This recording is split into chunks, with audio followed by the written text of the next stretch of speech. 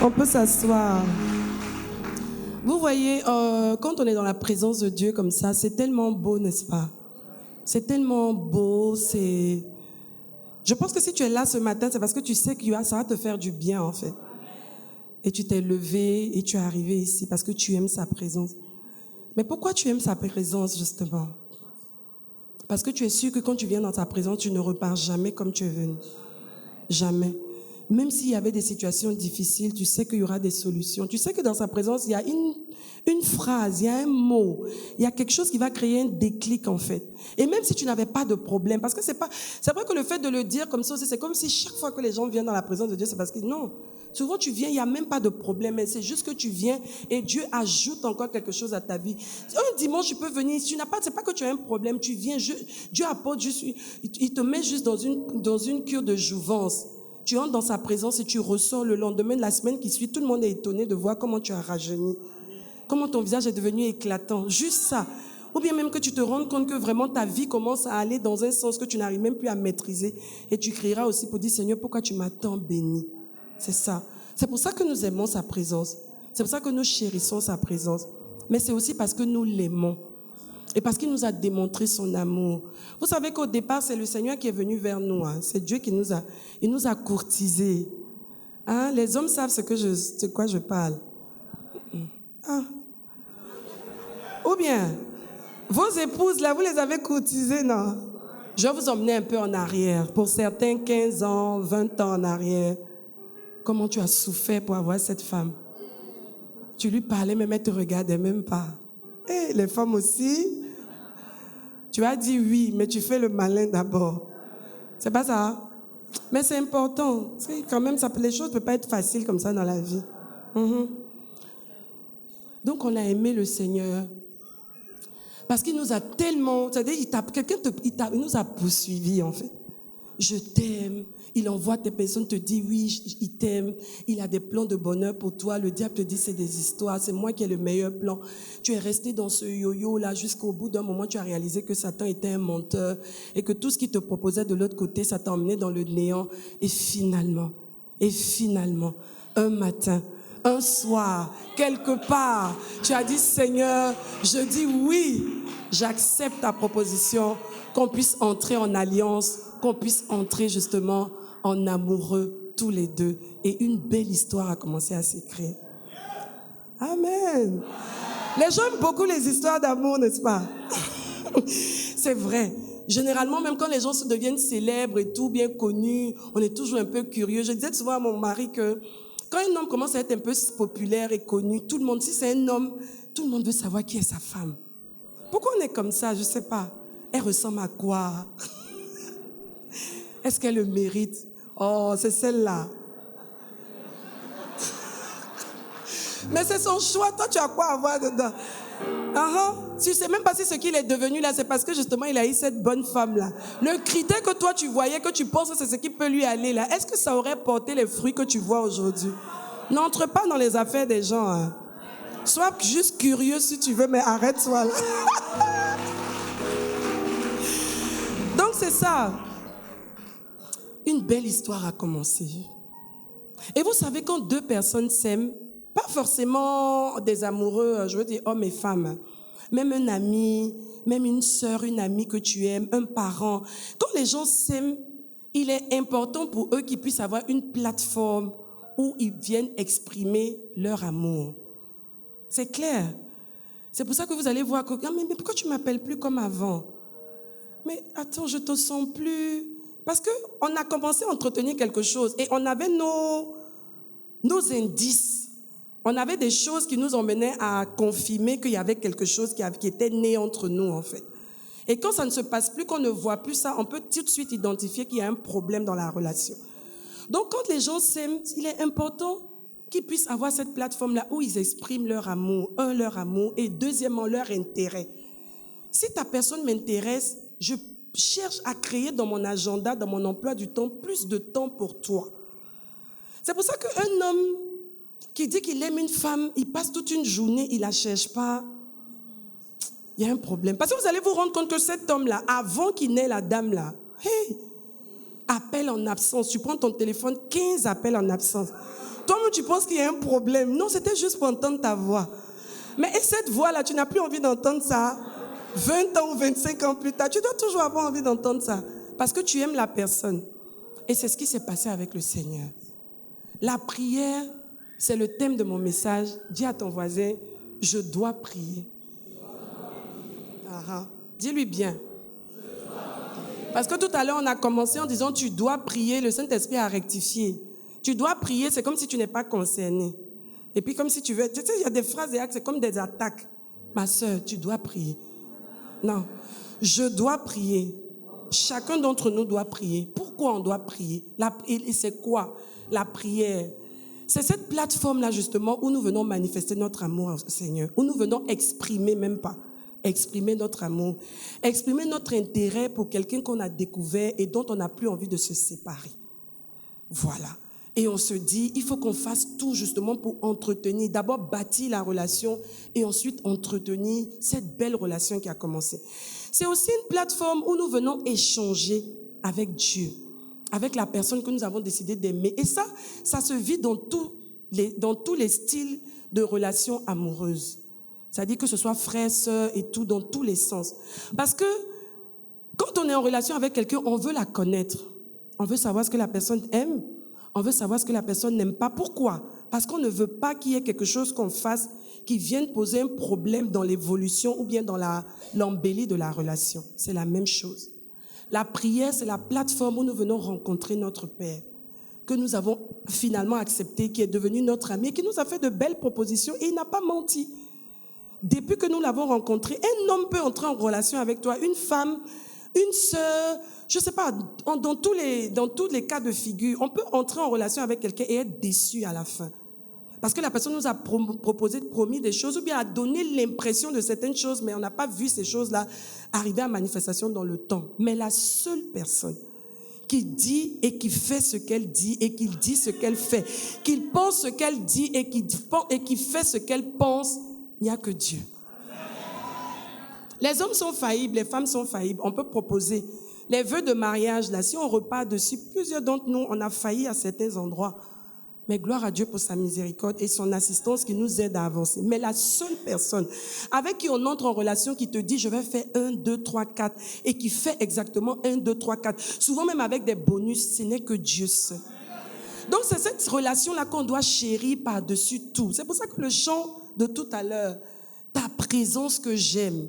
Je t'aime tellement, je suis tellement bénie finalement d'avoir accepté de te dire oui et d'entrer, que tu entres dans ma vie, que je chéris cette présence-là. Et cette présence-là me donne de passer du temps de qualité avec toi. Et ce temps de qualité, ce sont mes temps de prière avec mon Seigneur, où j'échange avec mon Dieu, où je cherche à le connaître, où je l'écoute. Pas que je parle seulement, je demande seulement, mais je l'écoute, on échange. Il me dit ce qu'il pense, je lui dis ce que j'attends, je lui parle de mes peurs, de mes préoccupations et il me donne des solutions. Au-delà de la parole que je lis, j'ai besoin d'avoir un temps de qualité avec mon amoureux qu'est mon Père, qu'est mon Dieu.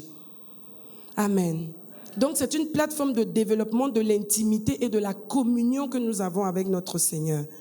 Donc après tout ce que j'ai dit, c'est tellement normal pour nous de comprendre et de conclure en premier point que nous devons aimer le lieu secret que devient justement la plateforme de la prière.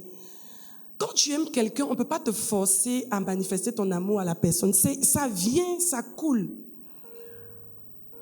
Donc la prière, c'est un endroit où je vais exprimer, c'est mon temps en fait, intime, où j'ai ma communion avec celui que j'aime par-dessus tout. On n'a pas besoin de me supplier pour prier. Si on te demande pardon pour prier, il y a un problème. Ça veut dire que ta relation avec Dieu, soit tu es dedans, parce que bon, tu n'as pas envie d'aller en enfer, tout le monde te met la pression, Jésus, nanana, bon ok, tu es dedans, mais ton cœur n'est pas engagé en fait. Parce que quand le cœur est engagé dans quelque chose, on n'a même pas besoin de te dire ce qu'il faut faire, le cœur même s'exprime en fait.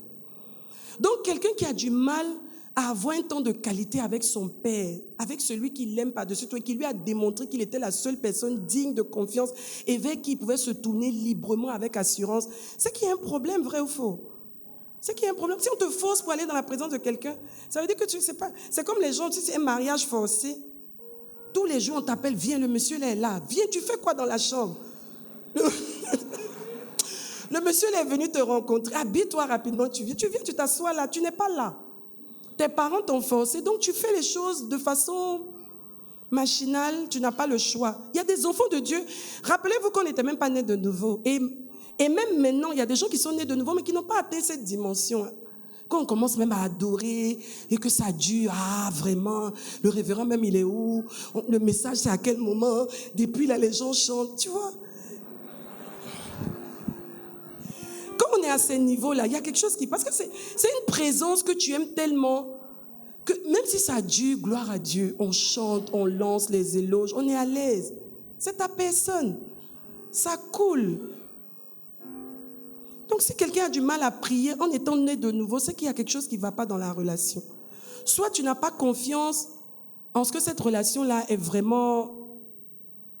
a été établie, soit parce que toi-même à ton niveau, il y a des choses qui coincent et tu n'as pas envie de régler ça pour que la relation s'établisse. Sinon, ça devrait couler de sauce. Donc, point 1, aimer ce lieu secret devient une obligation.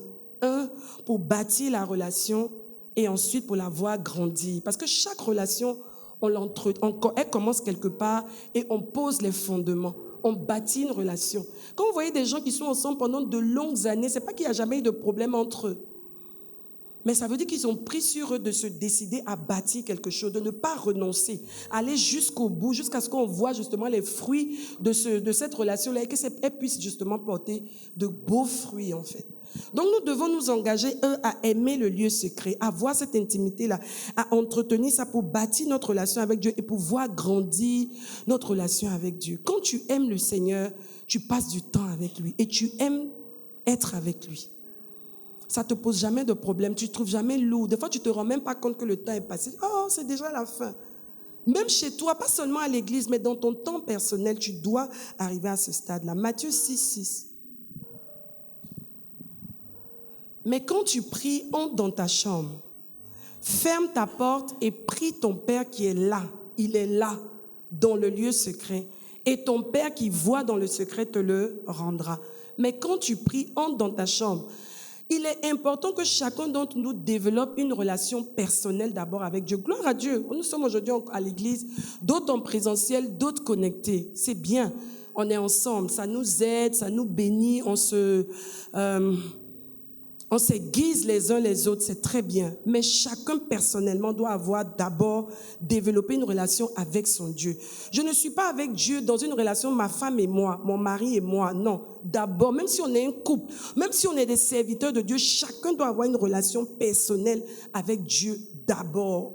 Bâtir ça avant de pouvoir élargir ça aux autres en fait. Et il dit ici qu'il est là, présent dans le lieu secret. Donc tu dois être conscient du fait que Dieu est là. Pas comme avant, où tu viens, tu pries, et puis tu ne sais même pas à 80%, tu te dis Dieu n'est peut-être pas là. Mais bon, comme tout le monde prie, je prie. Non, tu sais qu'il est là. Tu es seul dans ta chambre, tu n'es pas au temple de la foi. Là où tu vois la présence de Dieu, tu sais que bon, tu ne sais pas d'où vient cette présence, mais en tout cas, elle est là et tu en profites, c'est bien. Mais tu dois pouvoir toi-même être convaincu que Dieu est présent chez toi à la maison, dans ta voiture, partout tu es seul avec lui, que tu commences à échanger, à parler avec lui. Il est là. Il est là. Et qu'est-ce que la Bible dit? Il voit dans le secret et il te rendra justement ce que tu es en train de faire. Le fait que tu prennes un temps à part pour lui. Dieu aime qu'on lui donne de la place. Dieu aime qu'on le valorise. Dieu veut voir l'intérêt qu'on a pour lui. Il nous a poursuivis pendant longtemps, c'est vrai. Mais à un moment donné, il faut que nous aussi, on puisse lui démontrer qu'il a ouvert nos yeux et nous avons compris qu'il avait raison de tant nous poursuivre. Et maintenant, ce n'est plus lui qui va nous poursuivre, mais c'est nous maintenant qui allons le poursuivre. Amen. La prière doit être donc un acte de foi, une ferme assurance que nous obtenons ce que nous demandons. Vous savez, quand tu arrives à une plateforme où tu es sûr d'abord que tu as confiance en cette personne-là parce qu'elle est digne de confiance, ce qu'elle dit, c'est ce qu'elle fait. Et deuxièmement, tu es sûr que si tu demandes quelque chose à cette personne, elle t'aime tellement, elle veut tellement ton bien qu'elle va te donner ce que tu désires. Mais attends, qu'est-ce qui va te retenir d'aller te jeter chaque fois dans cette présence-là, sur cette plateforme qu'elle a priée? Rien du tout. Tu es convaincu que là, au moins, tes besoins seront pris en charge. Quelqu'un qui peut te comprendre, qui ne va pas te juger, comme peut-être les gens autour de toi qui estiment que tu n'es pas suffisamment mature, je ne sais pas trop bien ou affermi. Cette personne-là, devant elle, tu es libre. Et tu es sûr que quand tu viens dans sa présence, elle pourra te comprendre et elle pourra t'aider. Clairement, qu'est-ce que la Bible dit? Allons-y dans 1 Jean 5, versets 14 à 15. Nous avons auprès de lui cette assurance. Qui a cette assurance-là ce matin? Si tu ne l'avais pas, je prie au nom de Jésus qu'à la fin de ce message, cette assurance-là naisse dans ton cœur. Parce que c'est aussi le but de ce message. Nous avons auprès de lui cette assurance que si nous demandons quelque chose, selon sa volonté, c'est pas juste de demander parce qu'on s'aime, il va aller casser une banque pour te donner l'argent. Non. Il y a des normes à respecter. Il va t'exaucer dans les normes de sa parole et de sa volonté. Il nous écoute, mais pas juste nous écouter. Parce que souvent, on sait que Dieu nous écoute, mais souvent, on n'a pas l'assurance que Dieu, non seulement au-delà de nous écouter, il pourra nous exaucer. Mais là, la suite nous dit quoi? Verset 15. Et si nous savons qu'il nous écoute, c'est pas juste qu'il nous écoute pour nous écouter. Quelque chose que nous demandions, nous savons que nous possédons la chose que nous lui avons demandée. Voici l'assurance que nous avons chaque fois que nous entrons dans le lieu secret pour parler avec notre Père. Ça n'a aucun autre comparable. Il n'y a rien d'autre qui peut te garantir une telle assurance de sortir avec quelque chose de clair et de propre et de concret. Il n'y a que Dieu. Pourquoi donc ne pas chérir des moments comme ceux-là? Qu'on soit obligé de demander pardon pour que tu... Non. On doit chérir ça. Il y a trop d'avantages à avoir une relation avec Dieu et à créer une plateforme de qualité avec lui pour interchanger et pour recevoir ce que Dieu a en réserve pour nous. Néanmoins, la prière peut se faire avec 2, 3 ou plusieurs personnes. La prière, c'est vrai qu'elle doit être bâtie personnellement, mais Dieu nous donne la possibilité, on va le voir dans la Bible, que nous pouvons prier à 2. Si vous êtes un couple, c'est important que vous puissiez prier à 2. Avec des enfants, c'est important que vous puissiez prier ensemble. Donc, on est déjà à plus de 2, on est à 3, 4, 5, et même en assemblée, des centaines, des milliers à des programmes. Matthieu 18, verset 19 à 20. Je vous dis encore que si 2 d'entre vous s'accordent sur la terre pour demander une chose quelconque, elle leur sera accordée par mon Père qui est dans les cieux. Certaines personnes ont interprété ce passage comme si... Pour que vraiment Dieu puisse intervenir dans nos vies, il faut qu'on fasse des prières d'accord. Ce n'est pas ce que ça veut dire. Même seul, Dieu a la capacité de t'exaucer. Maintenant, Dieu peut te conduire à avoir des prières d'accord avec des personnes que lui-même t'a données. Parce que ce n'est pas le fait que vous soyez 2, mais il faut que vous soyez en accord. Tu peux être avec quelqu'un, vous priez pour le mariage, je ne sais pas moi, pour une promotion. Et toi, tu pries. Quand la promotion arrive, c'est là que tu vas savoir si l'autre était en accord avec toi. Si la joie de la personne va être la même, va être celle qu'on attend d'une personne qui a prié pour ça, ou bien ça va devenir des problèmes. Vous voyez des gens avec qui vous priez pour certains sujets. Maintenant, le jour où Dieu exauce une des personnes, l'autre dit non, ça devait commencer par moi. Qui a dit? Si Dieu a commencé par l'autre, ça veut dire que Dieu va le faire aussi pour toi. C'est ça. Donc là où 2 ou 3 sont en accord, s'accordent sur la terre pour demander une chose quelconque, elle leur sera accordée par mon Père qui est dans les cieux. On continue. Car là où 2, et on va plus loin, ou 3, ou 4, ou comme on est ici, sont assemblés en mon nom, je suis au milieu d'eux. Donc si Dieu est au milieu de nous, on doit être libre et avoir la possibilité d'élever les voix. C'est pour ça que chaque fois qu'on est dans sa présence, on sait qu'il est là. Personne de nous ne repart d'ici sans faire une prière, sans demander quelque chose à Dieu, sans parler à Dieu, parce que nous savons qu'il est là. Autant en profiter. Mais ça ne se passe pas seulement en assemblée, ça peut se passer aussi chez nous, à 2, à 3 ou à plusieurs. Ça passe et c'est scripturaire. Il n'y a aucun problème à ça. Deuxième point. Pourquoi donc il faut prier? Pourquoi il faut prier? Dieu nous aime, il nous a donné ses promesses dans la Bible. Nous connaissons la Bible, on nous encourage à lire la Bible, à méditer la Bible, c'est vrai. Mais au-delà de ça, nous devons développer une relation personnelle et d'échange. Vous pouvez pas être dans une maison avec quelqu'un, vous vous aimez, mais vous ne vous parlez pas.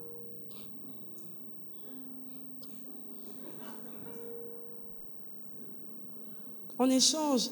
Parce qu'en parlant même, je ne sais pas, oh Saint-Esprit, aide-moi à le dire comme il se doit. Vous savez qu'en vous exprimant, on peut savoir ce que vous pensez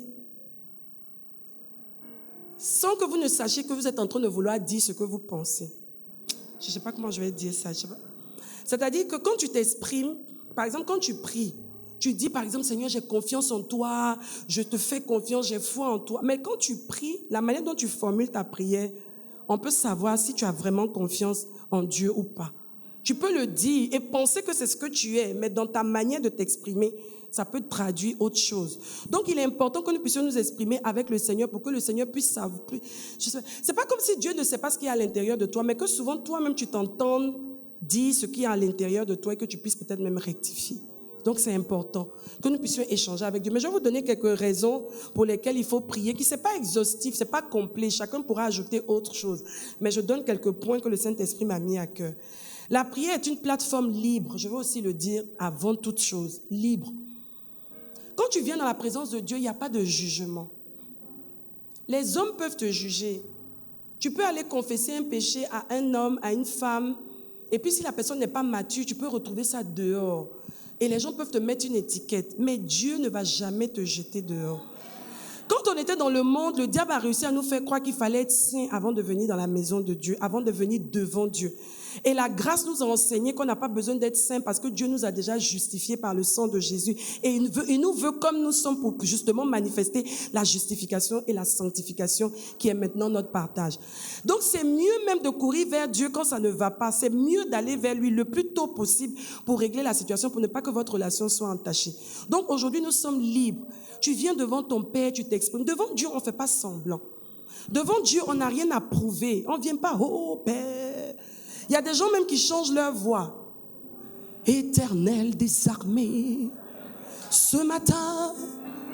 Mais Dieu te dit, il dit, mais celle-là, elle a mangé quoi? Elle a quoi? Mais prends ta vraie voix. Vous n'avez jamais vu ça? La personne parle normalement, hein, bonjour, ça va? Ok, on va prier. Oh, grand Dieu du ciel. C'est la comédie. La vie, là, il faut être sincère, tu vois. Quand tu es vrai, Dieu va t'aider. Il faut être vrai. Soyons vrais, oh. Je vous assure, quand vous êtes vrai, Dieu va vous aider. Si vous faites vos choses, c'est-à-dire Dieu même, il te laisse. Fais ta comédie là jusqu'au bout. Et puis toi-même, tu vas signer après pour dire, c'était très bon, c'était nul. Oh, ouais, que Dieu nous aide. Pourquoi il faut prier? Deuxième point, parce que c'est une plateforme d'expression et d'échange avec notre Dieu. Comme je le disais tout à l'heure, pour exprimer notre reconnaissance à Dieu. Vous savez, quand quelqu'un te fait du bien, dès que tu rencontres la personne, la première chose qui te monte à cœur, c'est l'action de grâce, c'est la reconnaissance. C'est pour ça que chaque fois que nous nous retrouvons avec le Seigneur, il y a des moments, même les mots, tes larmes là, c'est ça qui... C'est dit, oh Dieu, c'est l'action de grâce, la reconnaissance qui doit être la première des choses. Parce que tu es tellement bluffé et tu te dis, mais pourquoi j'ai mis tout ce temps? Oh Dieu, si je t'avais rencontré depuis. Mais ce n'est pas grave. Dieu rattrape les années qu'ont dévoré les sauterelles. Et puis, il ne tient pas compte des temps d'ignorance. Il va nous aider et il nous aide.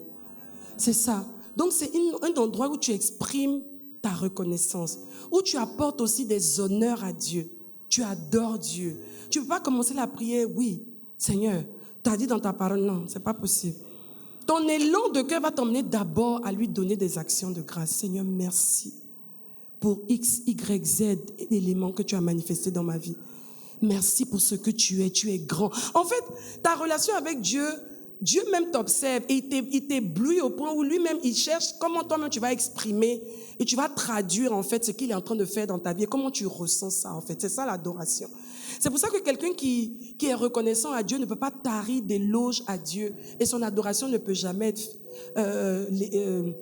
sèche. Non, ça sera toujours quelque chose de plein, de rempli parce que la reconnaissance fait partie des qualités et des valeurs d'un authentique enfant de Dieu qui a vu la main de Dieu dans sa vie. Matthieu 6, verset 9, c'est pour ça que Jésus, enseignant comment il faut prier, il a dit, voici comment vous devez prier. Notre Père qui est aux cieux, notre Père. Quand on vient dans la présence du Seigneur, on ne doit pas avoir l'impression que c'est le Père, l'image du Père biologique qui n'est pas toujours droite et tout, non. C'est notre Père céleste, un Dieu infaillible qui a décidé de devenir notre Père. Donc on vient, il n'y a pas besoin de salamalek, on n'a pas besoin de se traîner par terre. Tous ces protocoles-là, ça n'existe plus. On rentre à le sang de Jésus, on a été adopté et on vient librement devant lui. Donc c'est notre Père. Et que ton nom soit sanctifié, que ton nom ne soit jamais mêlé à n'importe quoi. Que ton nom reste à la hauteur de ce qu'il mérite. Et que ce nom-là soit toujours élevé, exalté. Que ce nom-là soit toujours célébré dans nos vies. Et que le nom de Dieu soit toujours honoré. C'est ça. Donc la prière nous permet d'exprimer notre reconnaissance et les honneurs que nous estimons que Dieu mérite. C'est aussi une plateforme de confession et de repentance. Je viens dans la présence de Dieu pour lui demander pardon. Je réalise qu'il y a quelque chose qui ne va pas. Je ne laisse pas avantage au diable en perdant du temps. Tout de suite. Mais je n'ai pas besoin de courir dans la présence de Dieu. J'ai pas besoin de... Même là sur place, dès que le Saint-Esprit, bien que tout de suite, je ressens en moi qu'il y a quelque chose qui n'a pas fonctionné parce que le Seigneur lui-même me rappelle que ça, c'est pas bon. Je demande pardon. Je demande pardon, je confesse. Maintenant, le Seigneur peut te pousser à aller parler à quelqu'un. En général, quand le Seigneur te pousse à aller parler à quelqu'un, c'est pour que vous puissiez vous accorder. Et vous savez que cet accord-là t'emmène à éviter d'avoir à repartir vers cette personne-là encore pour lui dire « je suis encore retombé dedans ». C'est toujours bon, quand quelque chose est récurrent, ça revient, que vous puissiez parler à quelqu'un. Parce que le fait que vous parliez à quelqu'un, il y a 2 personnes qui sont déjà au courant, vous et la personne. Donc déjà, c'est comme si vous mettiez des garde-fous pour ne plus jamais retomber dedans.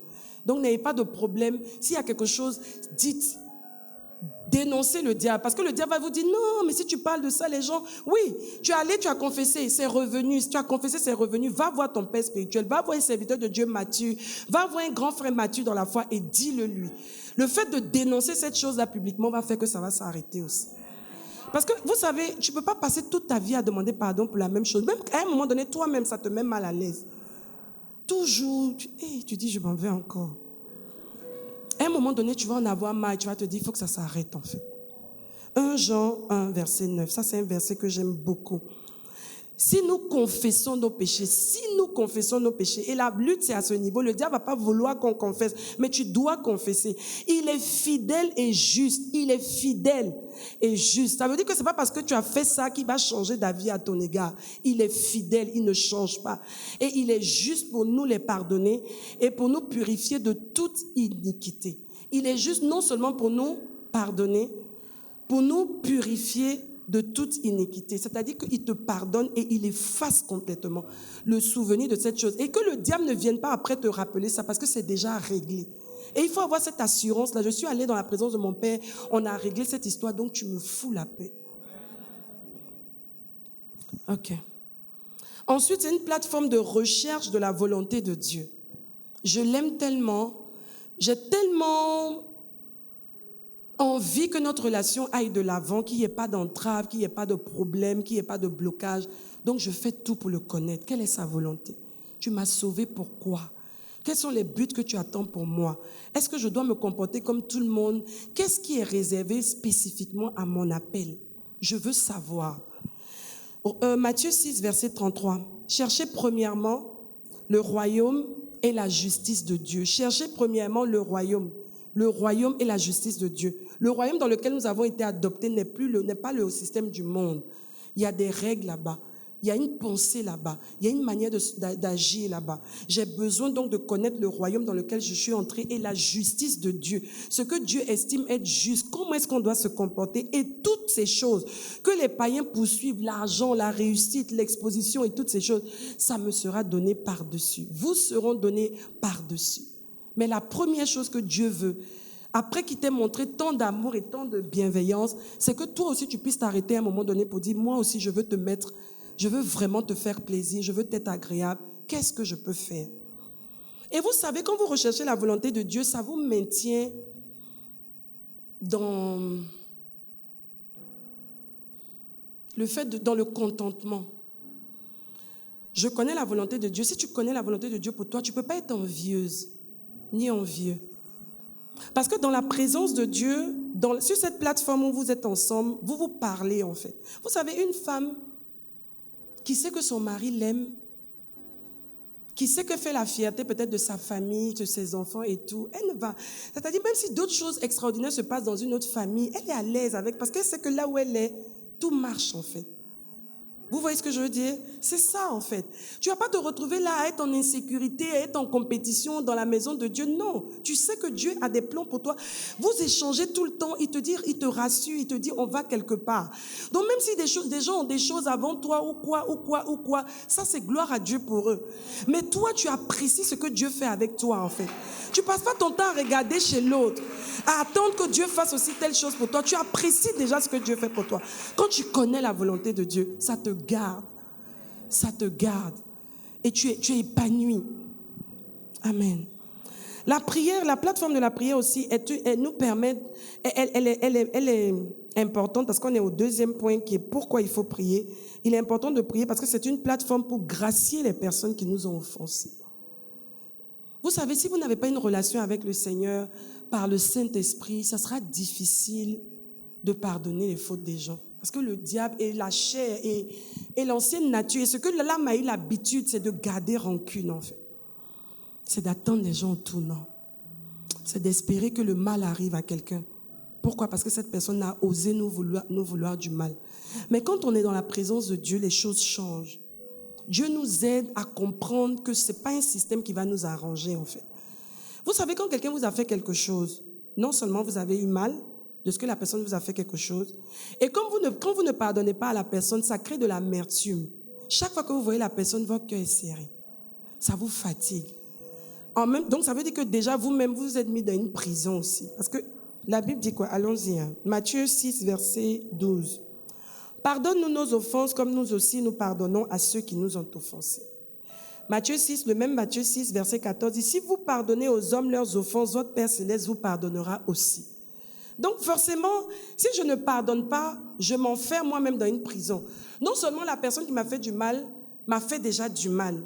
Et le fait que je ne pardonne pas me met moi-même dans une prison encore, et une prison vitrée. Parce que la prison, pourquoi je dis vitrée, c'est que tu as la possibilité de voir l'autre épanoui. Parce que la personne continue sa vie. En fait, toi, tu es resté sur le mal et tout ça. Tu n'as pas eu le courage aussi d'aller lui dire, vraiment, tu m'as fait ça, je n'ai pas apprécié. Parce que c'est ça aussi le problème. Souvent, même pour être délivré, tu vas directement vers la personne, tu dis, vraiment, tu as fait ça, je n'ai pas apprécié. La personne peut t'expliquer. Peut-être même que tu te fais une fausse compréhension de la situation. Ce n'était même pas le but. Non, tu es dans la prison vitrée, là. Tu as mal. Tu es bloqué. Et en plus, tu vois la personne qui s'épanouit de l'autre côté. Elle dit, tu as 3 fois mal. Parce que pour toi, vous savez, moi avant, je me disais, quand quelqu'un te fait du mal, là, tu pars dire à Dieu, Seigneur, cette personne frappe là. Et tu attends que quelque chose lui arrive. Donc quand tu vois la personne, tu sens que ça va, tu dis, ah. Parce que tu ne te rends pas compte en fait que toi, même si on ne te pardonne pas aussi, tu ne serais pas là où tu es. Est-ce que nous sommes parfaits? Pourquoi nous demandons pardon à Dieu? C'est parce que nous faisons des choses qui ne sont pas correctes. Celui qui pardonne doit pardonner. Celui à qui on pardonne doit pardonner aussi. C'est une loi. Et ça te libère.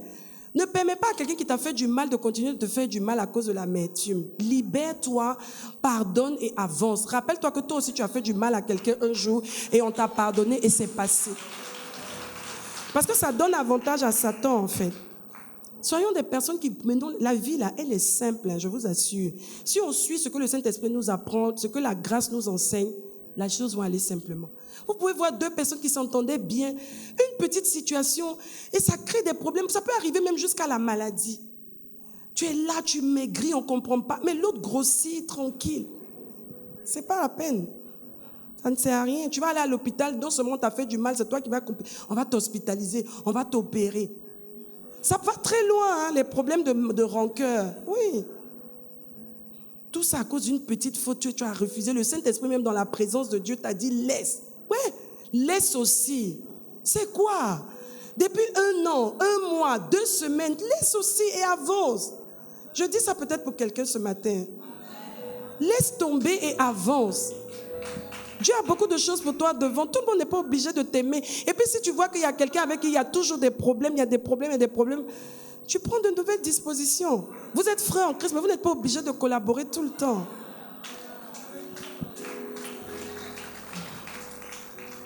Ensuite, la prière est une plateforme d'expression de notre compassion pour les autres.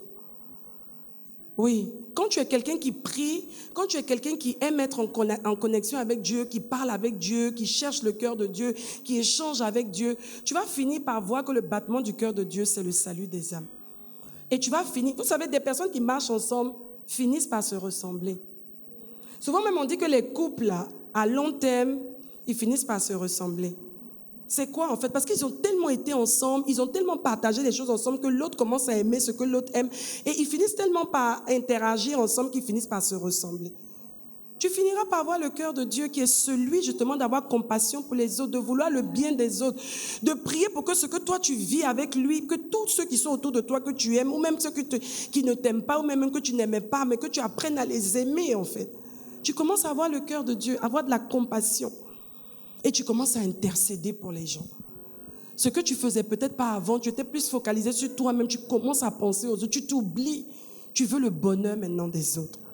C'est ça aussi la prière. La prière est l'expression de notre intérêt pour le salut et l'action divine dans la vie des âmes autour de nous. Matthieu 9, versets 37 à 38. Alors il dit à ses disciples, la moisson est grande, mais il y a peu d'ouvriers. Priez donc le maître de la moisson d'envoyer des ouvriers dans sa moisson. Quand tu es un enfant de Dieu qui bâtit une belle vie d'intimité, de prière avec le Seigneur, tu deviens quelqu'un sur qui Dieu peut compter pour que les âmes soient sauvées, en fait. Il sait que s'il te parle de quelqu'un, tu vas prier pour la personne. Tu vas agir conformément à ce qu'il est en train de te dire. Tu vas tout faire pour militer pour que cette personne-là puisse donner sa vie à Jésus. 1 Timothée 2, versets 1 à 4. Il dit, j'exhorte donc avant toute chose, chaque mot dans la Bible a sa place. Avant toute chose, à faire des prières, des supplications, des requêtes, des actions de grâce pour tous les hommes. Tous les hommes. On continue. Pour les rois et pour tous ceux qui sont élevés en dignité. Pour tout le monde, que ce soit même le président que tu n'aimes pas, qui est à la tête du pays, tu dois prier pour lui. Pour tous les hommes et tous ceux qui sont élevés en dignité, afin que nous menions une vie paisible et tranquille en toute piété et honnêteté. Tu réalises que Dieu dépend de toi pour qu'il y ait la paix dans ce pays. Tu peux même le dire, même si les gens te prennent pour quelqu'un de prétentieux, que tu sais si on est encore dans la paix dans ce pays-là, c'est à cause de ma prière. Oui, mais tu ne le dis pas si tu sais que tu ne pries pas pour la nation. Mais si tu pries pour la nation, tu pourras tu pourras le dire. Mais c'est ce que Dieu attend de nous. Si nous l'aimons, nous devons prendre les fardeaux qui sont sur son cœur et lui dire, laisse papa, je m'en charge, tu peux compter sur moi, envoie-moi. Je vais prier pour ça, oui. On ne va pas cataloguer les gens, on ne va pas repousser les gens que Dieu nous envoie. Vous savez que même à l'église, nos attitudes peuvent emmener des gens à repartir dans le monde. Alors qu'on a prié pour que Dieu envoie des gens, mais on attend que les gens arrivent sur une certaine casquette qui soit trop propre d'abord. Toi-même, tu étais comment quand Jésus t'a rencontré? Pourquoi on est hypocrite comme ça? Tu étais qui avant? Non, celle-là, elle a une vie dissolue, hein, celle-là. Tu étais qui avant? On va aller retourner dans les archives là-bas pour voir d'où tu sors. C'est une plateforme aussi qui nous permet de prier même pour nos ennemis. Ça dit que tu es tellement en fusion avec Dieu que tu peux commencer même à prier pour tes ennemis. Tu sais ouvertement que cette personne-là te veut du mal, mais tu dis non Seigneur, c'est le diable qui l'instrumentalise. Je veux prier pour qu'elle sorte justement de la domination du diable et que ses yeux s'ouvrent et qu'elle réalise qu'elle est en train de faire le jeu du diable. Matthieu 5, verset 44. Mais moi je vous dis, aimez vos ennemis, bénissez ceux qui vous maudissent, faites du bien à ceux qui vous haïssent et priez pour tous ceux qui vous maltraitent et qui vous persécutent. Pour en arriver là, il faut avoir développé une relation avec Dieu, où Dieu te parle. Tu ne vois plus les choses sous l'angle humain, sous l'angle charnel, mais tu vois les choses au-delà. Tu as une vue spirituelle des choses. Tu comprends les choses sur le plan spirituel et tu peux te mettre... Quelqu'un même te persécute comme ça, et puis tu lui dis, tu sais, j'ai aimé le témoignage. Enfin, je parlais avec une sœur et puis elle me disait que son patron, il a dit à des personnes que je vais tout faire pour qu'elle craque. Parce qu'elle est enfant de Dieu, en fait. Et la personne est d'un autre bord satanique. Et puis, je lui ai dit, tu vois, Dieu t'a permis de pouvoir avoir justement cette information-là, qu'en fait, c'est un but qui est recherché. Alors, toi, tu vas prier pour dire, je ne craquerai jamais. Tu sais, le fait de savoir déjà que quelqu'un veut t'emmener à craquer, c'est là où tu vas. C'est-à-dire que quand la personne fait ce truc, tu souris. Tu veux un café? Je t'apporte un café. Après que la personne t'ait proprement humilié devant tout le monde. Tu dis, je peux t'apporter un café? Je pense que tu as besoin de prendre un petit café pour te calmer un peu. Gentiment et poliment. Je lui ai dit, c'est maintenant même que tu dois, c'est-à-dire l'embarrasser même par l'amour de Christ. Et cette personne-là, au finish, va venir te dire, non, vraiment, il y a quelque chose de particulier. C'est ce Jésus-là qu'il me faut, en fait.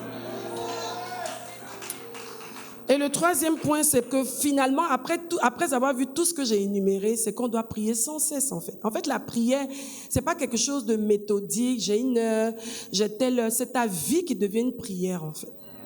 Parce que ta vie te permet justement de pouvoir gérer les circonstances, de pouvoir prendre le dessus sur toutes les situations. Le Saint-Esprit vient de me rappeler un point que j'ai pas noté. Ça te permet d'imposer, la prière est une plateforme d'imposition du règne de Dieu sur terre et te permet de parler aux circonstances. C'est pour ça que Matthieu 6,10 dit que ton règne vienne et que ta volonté soit faite sur la terre comme au ciel. Il y a une volonté de Dieu qui doit être faite. Ça te permet de réguler les situations, de voir que là, les choses ne se passent pas comme Dieu veut. Le Saint-Esprit t'interpelle tout de suite qu'il y a de l'ordre à mettre ici. Et tu mets l'ordre. Les situations qui veulent s'opposer à ta vie, à ton épanouissement, au dessein que Dieu a dit pour toi, tu prends autorité dessus. Marc 11, versets 23 à 24. Merci Saint-Esprit, j'avais oublié ce point. Je vous le dis en vérité, si quelqu'un dit à cette montagne, ôte-toi de là et jette-toi dans la mer, et s'il ne doute point en son cœur, mais croit que Dieu, que ce qu'il dit arrive, il le verra s'accomplir. Il le verra s'accomplir. Imagine toutes les montagnes qui avaient été dressées devant toi. Les choses qui t'ont fait peur. Je te permets de faire un retour en arrière. Il y a des situations que tu te disais, ça là, je ne sais pas comment on va s'en sortir. Mais tu es où aujourd'hui? Les situations là sont où aujourd'hui? Elles étaient hautes comme ça. C'est sûr que c'est ça aussi les montagnes. C'est pas aller déplacer la montagne, le mont Nemba. C'est le mont Nemba, non? Amman. Mais des situations qui se sont dressées et puis qui t'ont nagué en fait pour te dire que toi là, tu es bloqué, c'est fini ici. Appelle les situations et puis leur demande là où on est. Vous êtes où maintenant? Qu'est-ce que Dieu a fait dans nos vies? Mais c'est venu de quoi? Du fait qu'on a réalisé que non, on a autorité en fait. La connaissance des promesses que nous avons, de l'identité que nous avons en Christ, nous a donné de dire à ces montagnes, tu te bouges de là parce que moi je dois avancer. Elles sont où ces montagnes-là? Dieu nous demande que sa parole est vraie en fait. Donc la prière nous permet d'exprimer justement et d'imposer le règne de Dieu. Que ton règne vienne. Que les choses soient alignées comme elles doivent être alignées. Amen. Déclaration de foi et toutes ces choses. Donc la prière, c'est un style de vie. C'est pour ça que la Bible dit de prier sans cesse. Prier sans cesse. C'est pas juste que sans cesse, oh Jésus. Non, ta vie, c'est-à-dire ton regard là, c'est un regard d'alerte. Tu t'assures que tout est sous contrôle. Dès qu'il y a quelque chose qui ici, tu remets les choses en place. C'est ça. Amen. La prière doit devenir un style de vie, être constamment en alerte spirituelle. Ça nous permet justement de rester dans des bonnes normes et bonnes dispositions spirituelles. Tu ne peux pas te disperser. Vous avez vu le cas de Pierre, qui a dit que oui, tu es le fils de Dieu, tu es le fils de Dieu, du Dieu vivant. Le Seigneur Jésus a dit, bien, ça c'est mon Père qui te l'a révélé, super. Tu es pierre et sur cette pierre je bâtirai mon église. Je peux vous donner les références pour ceux qui ne connaissent pas. Matthieu 16, verset 16. Jésus, reprenant la parole, lui dit, tu es heureux, Simon, fils de Jonas, car ce ne sont pas la chair et le sang qui t'ont révélé cela, mais c'est mon Père qui est dans les cieux. Mais quelque temps après, Matthieu 16, verset 23, mais Jésus se retournant dit à Pierre, le même Pierre, arrière de moi, Satan, tu mets en scandale, car tes pensées ne sont pas les pensées de Dieu, mais celles des hommes. Ça veut dire qu'on peut avoir été divinement inspiré quelque temps avant, et puis par la suite, être sataniquement inspiré.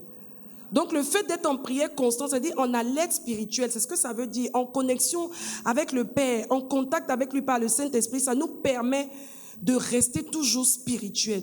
Et qu'en aucun moment le diable puisse voir qu'on a baissé nos gardes et puis s'infiltrer pour nous utiliser comme des instruments pour sa gloire. Non. Ça nous permet d'être toujours forts spirituellement, esprit, âme et corps. Éphésiens 3, versets 18 à 20. Vous puissiez comprendre avec tous les saints quelle est la largeur, la longueur, la profondeur et la hauteur, Et connaître l'amour de Christ qui surpasse toute connaissance, en sorte que vous soyez remplis jusqu'à la plénitude de Dieu. Si quelqu'un est rempli jusqu'à la plénitude de Dieu, qu'est-ce qui de Satan peut venir interférer là? Rien. Tu en as l'air, tout ce que tu vois, c'est-à-dire tout est bonne lecture, bonne compréhension, bonne action, bonne parole, tout est aligné.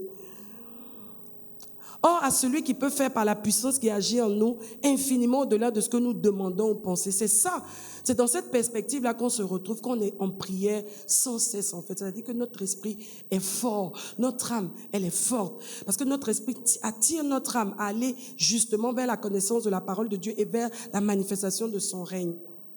Et ainsi, on devient invulnérable, aux œuvres des ténèbres. On résiste à la tentation. On tient ferme devant Satan. Même s'il envoie tout ce qu'on avait aimé avant, on est devenu insensible. Ça ne nous dit plus rien. Pourquoi? Parce qu'on a bâti une relation avec Dieu. Et Dieu s'est dépeint en nous. Il a déteint sur nous. Et ses vertus sont maintenant visibles au travers de nous. Matthieu 26, versets 40 à 41. On va s'arrêter là. Et il vint vers les disciples qu'il trouva endormis. Et il dit à Pierre, vous n'avez donc pu veiller 1 heure. 1 heure. Il n'a pas dit veiller toute la nuit. 1 heure avec moi. Veillez et priez, afin que vous ne tombiez pas dans la tentation. L'esprit est bien disposé, mais la chair est faible. Chacun d'entre nous sait ce que ça veut dire ce passage. Des fois où tu n'as même pas voulu arriver à certaines extrêmes et tu t'es retrouvé là. Pourquoi? Parce qu'à un moment donné, le diable t'a emmené à baisser l'intensité de ta relation avec Dieu. Quand il veut t'atteindre, c'est comme ça qu'il procède. Petit à petit. Quand tu sens que c'est comme si on veut te tirer vers le bas en ce qui concerne ta relation avec Dieu, sache déjà que le diable te cherche. Il prévoit déjà un plan devant et il veut que tu baisses ta garde pour qu'il puisse t'atteindre facilement. Mais ce ne sera pas notre partage au nom suprême de Jésus. On va prier ce matin et on va dire, Seigneur, je te rends grâce. Je te rends grâce pour cette belle plateforme que tu m'inspires, qui est la prière. Non. Pour moi, ça ne sera pas un fardeau. On ne va pas me supplier. Je t'aime tellement et je réalise tellement les bienfaits que j'ai à pouvoir entretenir une telle plateforme avec toi que je me résous ce matin. Je m'engage ce matin vraiment à faire tout ce qu'il faut faire pour que nous soyons vraiment ensemble. Prier sans cesse, que mon esprit soit constamment en communion avec toi, en échange avec toi, en expression avec toi, que ce soit quand je lis la Bible, quand j'écoute un message, même quand je travaille, que ce soit avec l'assistance du Saint-Esprit, que je sois en constante interaction avec toi, Seigneur. Vraiment, la prière pour moi ne doit pas devenir quelque chose de lourd, quelque chose de tabou, comme un fardeau.